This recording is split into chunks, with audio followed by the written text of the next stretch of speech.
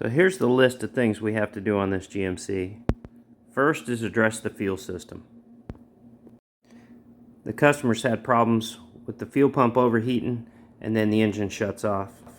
We're going to make it somewhat of a modular system because there's a future LS swap that may happen.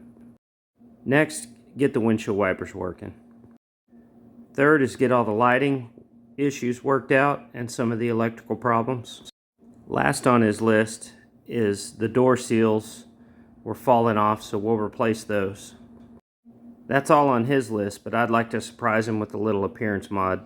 We're going to do some fuel system mods here, and I've got a piece of pipe, I think it's 2-inch, and it drops right in perfectly. And I've kind of got it cut where I want it. So I'm going to cut the top portion off so the fuel pump will drop in there, and I'm going to make a baffle out of this. So you have an internal tray that this will, that the pump will sit in. So I'm going to cap it on both ends and weld it up and then cut it and do all my stuff. And we'll go from there.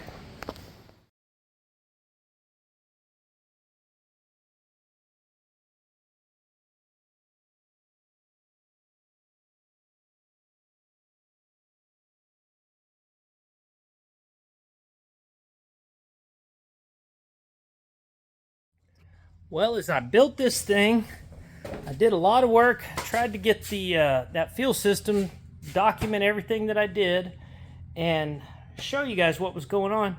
Got ready to put this video together, and footage was corrupted in parts of it. So I don't have much, so I'm going to try to explain it. Hopefully that'll suffice.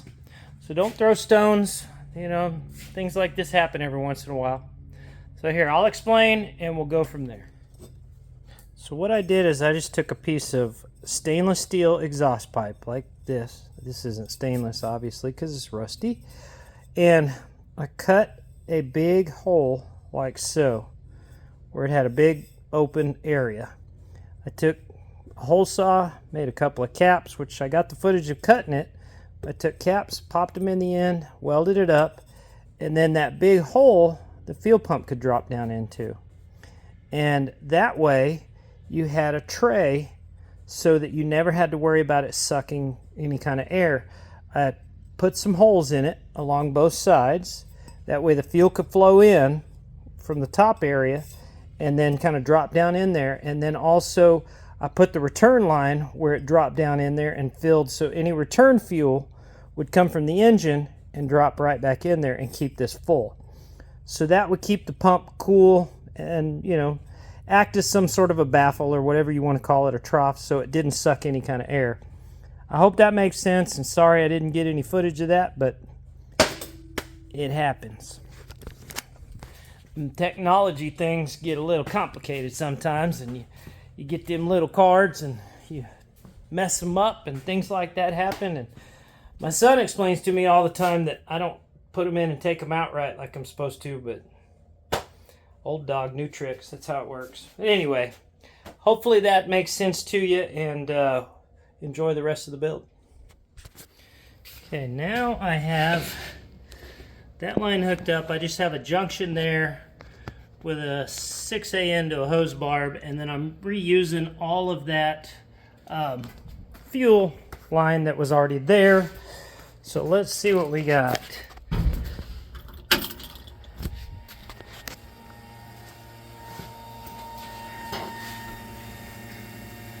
Yep, no leaks. That's good.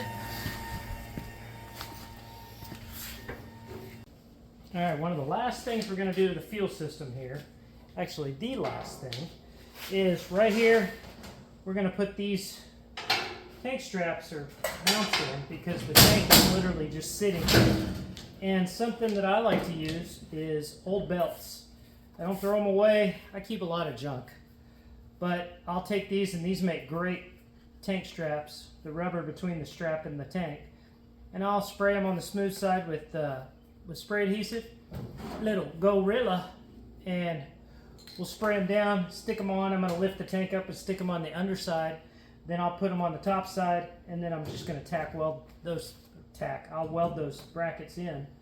and we'll be in good shape. So there you go.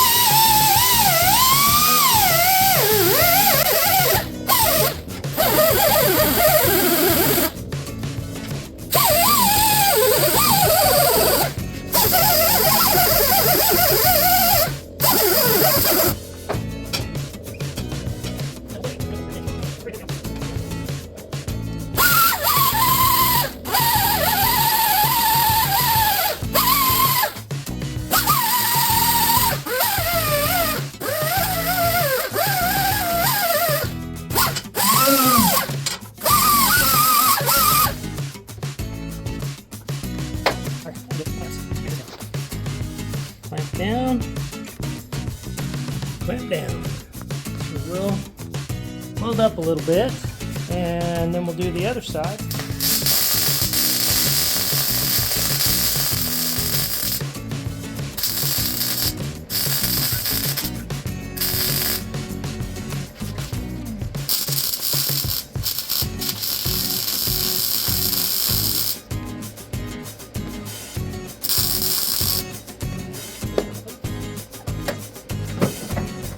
All right, let's see how it is. I think we're good.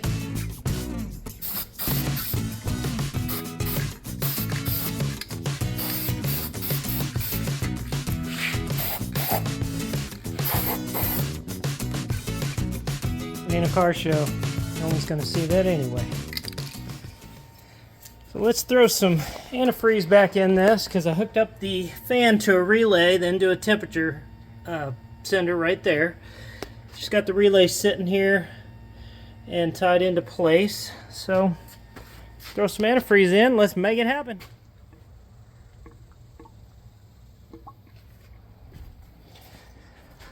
Hey, let's see how my choke adjustment does now that it's really hot.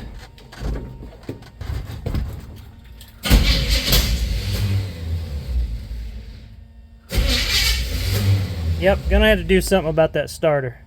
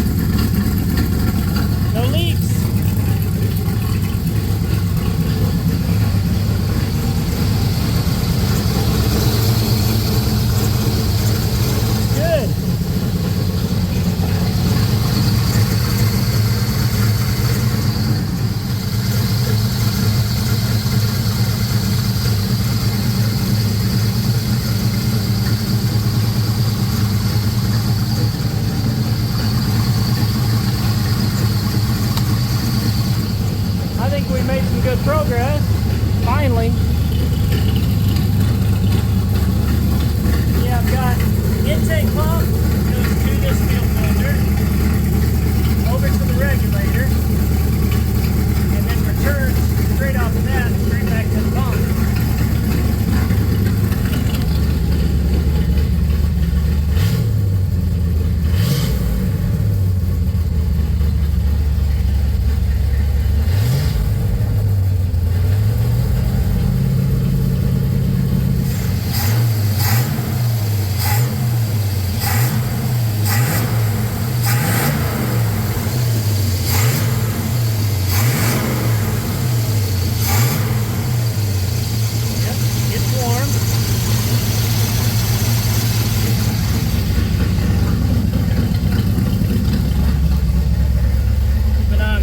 sender there.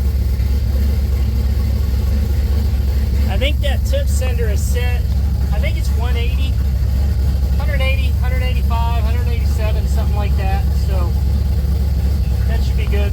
Let's see if the fan comes on.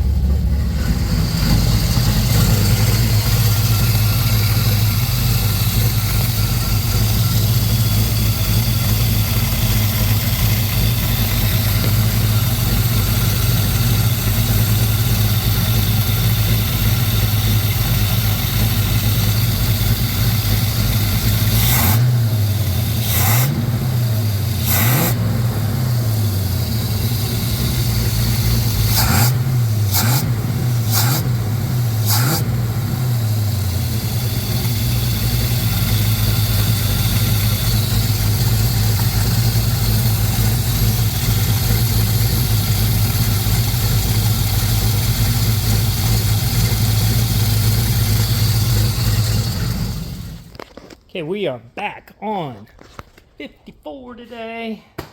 I love this truck. I love looking at it. Makes me happy every time I walk in the shop. I could really get used to one of these. Anyhow, so today we're going to mess with a couple of electrical issues. We've already got the fuel system done, got the cooling system taken care of. We've got taillight issues, and I'll have to go back over my text messages. I think that when you turn the headlights on, the brake lights don't work. I think that's what it is. And then wiper motor. Somebody installed electric wipers, and you can see it's just hanging here. So they got part of it done and then left it. So we'll have to get that all taken care of and see where we're at. So anyway, let's get going. This underdash work with the wipers, I doubt I'm going to be able to get anything with that. No big deal though. I don't know what kit it is. I'm just going to kind of have to fumble around and figure out how it mounts. Something you want to do whenever you're messing with wipers or anything, here's the wiper motor, is you want to make sure it's homed. That means wherever it stops. So we're going to turn the key on. Look like a bull riding rodeo going on. So that's my ground wire that popped off. So basically what you're going to want to do is you're going to want to make it run. Come on. One-handed here. Make it run.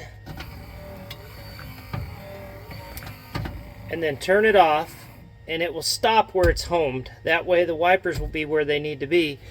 If you don't do that when you install the wiper blades up here, if they're in the wrong position, they may rake across the hood or they may go some different direction and tear stuff up. Don't do that. Okay, the motor is in. I just bolted it straight through the cowl right there, those two bolts. Use metric bolts because 54 is metric, right? Sure. Let's get you under here and see what we got. I've got to snug these screws up here just a little bit, and you can see everything works and moves free, but that arm falls off. We home nicely. So what I got to do is get some clips. Let's see, get some clips to go on the ends of this. It's got a groove, so it'll hold a clip. So now we're going to dig through this box, see if I can find something that works.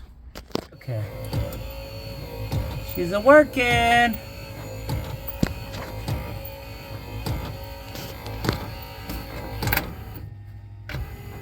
Two-speed action. Okay guys, small victories here.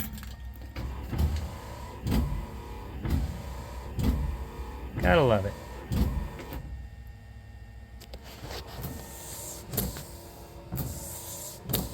Now we need to check the lights. And we have no tail lights.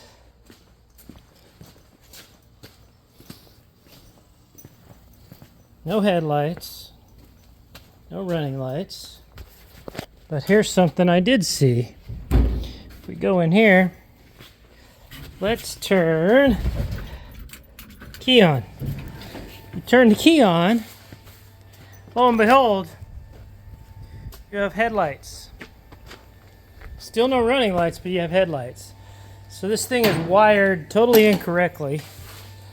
Let's see what we can do. Okay. So you got that turn. Race. All right, let's see what we got here. Race. Well, that confirms that no brake lights. So here we go. Let's troubleshoot. So here we've got a tail light, single tail light wire. We should have two, left and right, and we don't. So I don't know. This could turn into a mess, but we'll see. We have gone down a rabbit hole, guys.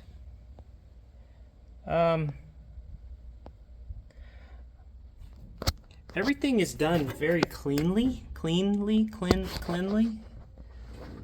and whatever. English, second language. But everything,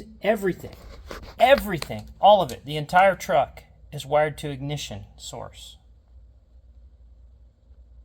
Really. So you turn the key on, everything comes on. When you shut it off, it takes like 2 seconds for the engine to shut off, because the alternator is feeding that ignition circuit. Whereas if you had it wired correctly, anyway. So we're gonna have to rewire. So this all started as just lights not working. Now it's turned into we gotta rewire a bunch of stuff. Oh well. Could always be worse, you know. I could be out there with that rooster you might hear in the background. He's mean. So anyway, let's get going with this. And, well, we turned that nice wiring into a rat's nest. That's good. More gooder, right? So, had to get all the mess cleaned up before we could do anything good. So, got this wire run. That is going to be an ignition trigger for the fan. I have wiring run down here to the battery, and then also this loom that I built here, that's going to power the fuse panel, and then this that's tied with it, that just runs back to the fuel pump so that it has power for the relay. Hope that makes sense. Did it make sense to me? I don't know. It might make sense to somebody. Anyway, that's a pretty truck, isn't it? It looks good sitting in the shop. So, this is actually the part of the work that I like. I really do like wiring them up. So, we're getting this all set up. It's going to be rock solid. That way we're not going to have any issues, because there's a potential LS swap in the future. Which, if you watch the first video I ever put out, same truck, different color. So, anyway, let's get back to it. I'm going to crank on this, get the wiring buttoned up. If I can just get the wiring done where everything works tonight, that'd be great. It's about 6:30. I'm a night owl, so 6:30 is like most people's noon.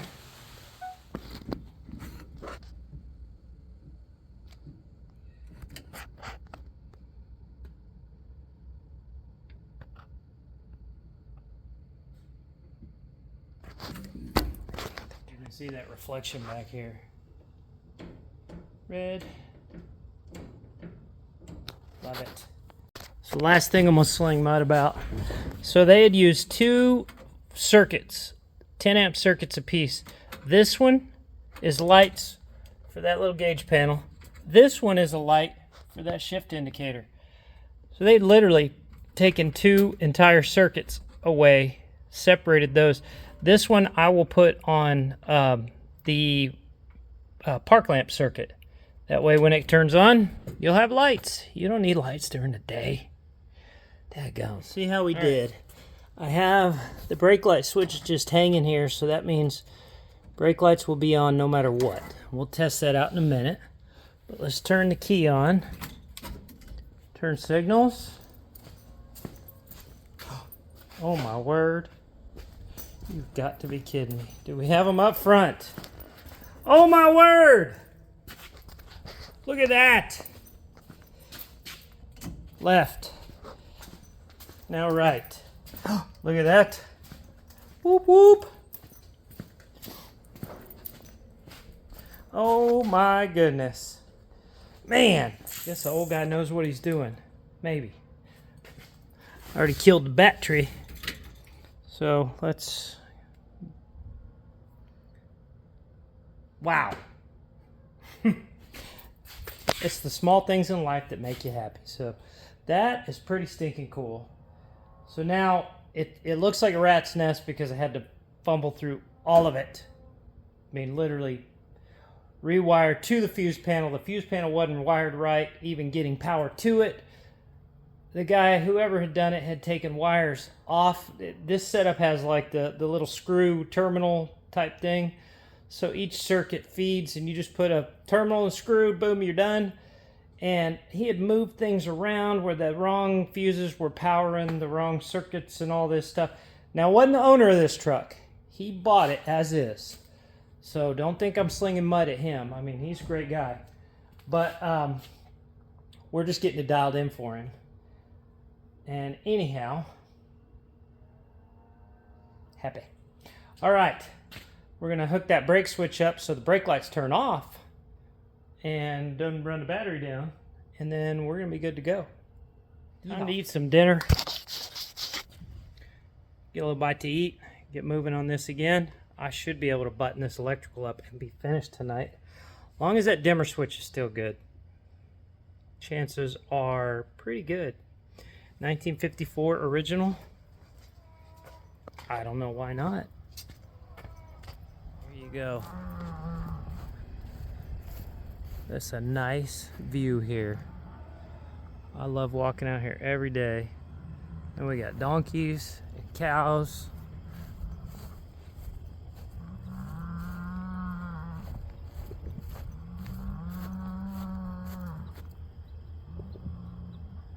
You hear them talking back and forth across the field. Wonder what they're saying.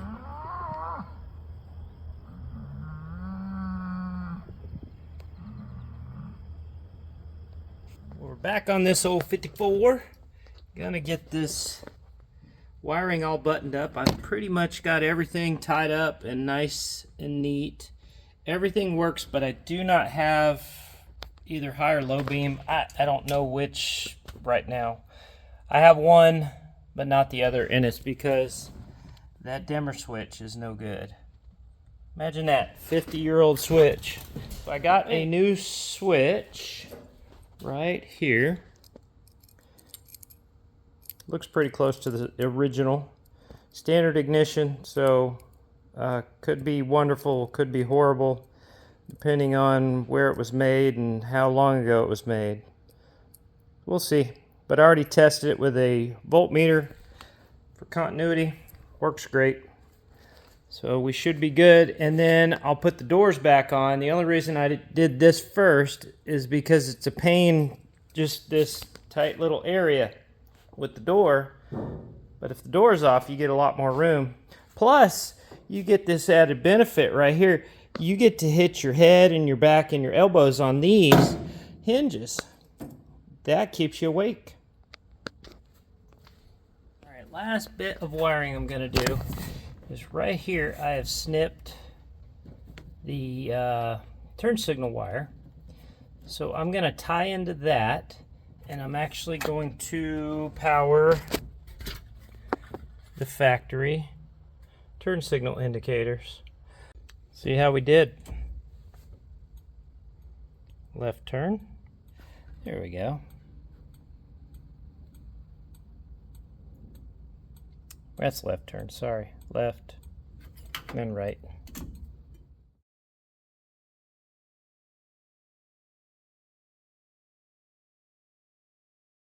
All right, here's the Super Gorilla Snot.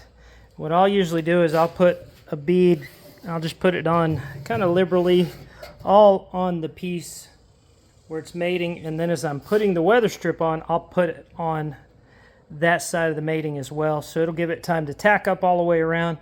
Put it on both sides. Sticky. You get it on your fingers, you're gonna look like this a few days.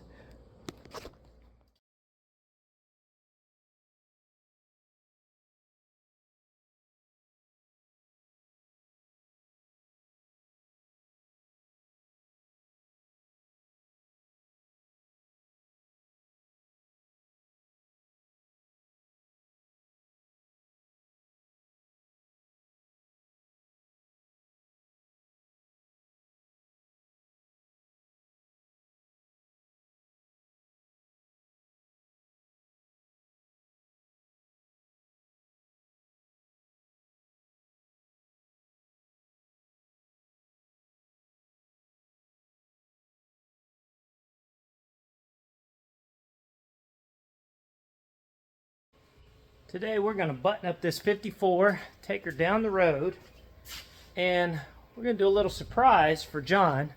He's not sure what he wants to do paint-wise, but this thing's got so much bare metal on it and a really cool patina. So what I'm going to do is I'm going to go ahead and seal it up for him. If he doesn't like it, he can paint over it. It's not like it ruins the paint or anything. It actually preserves everything. So either way, I'm doing him a favor. I'm looking forward to his reaction on this one.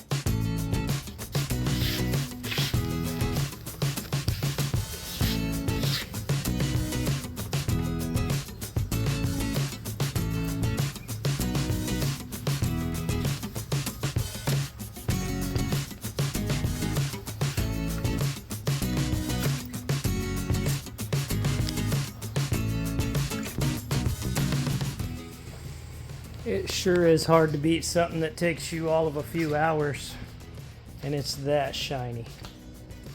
Man, oh man. Turned out good.